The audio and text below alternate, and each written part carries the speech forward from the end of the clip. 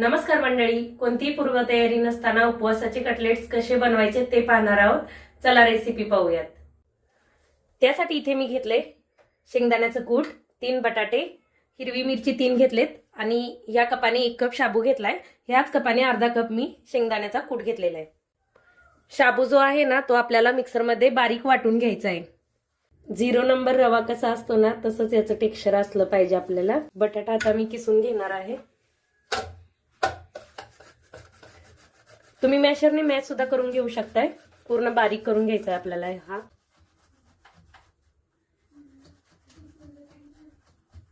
मी शाबू टाकून घेते. शाबूची आपण केलेली पावडर, शेंगदाण्याचा कूट,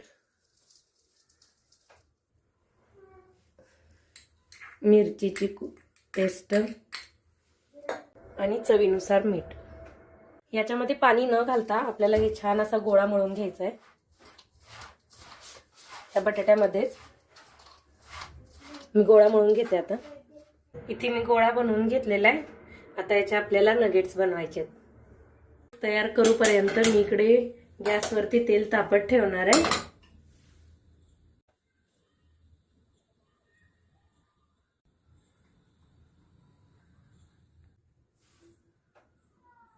अशा प्रकारे सर्व बनवून घेणार आहे मी.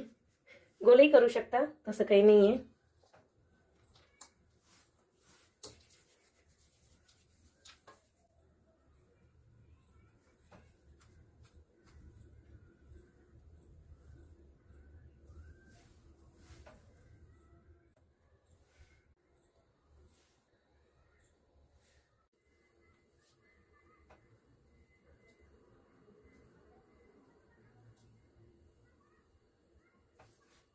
आपले उपवासाचे कटलेट्स तयार आहेत. यांना आता तळून घेऊया.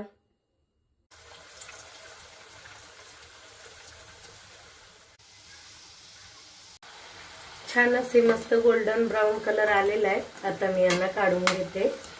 छान तळले गेले ते.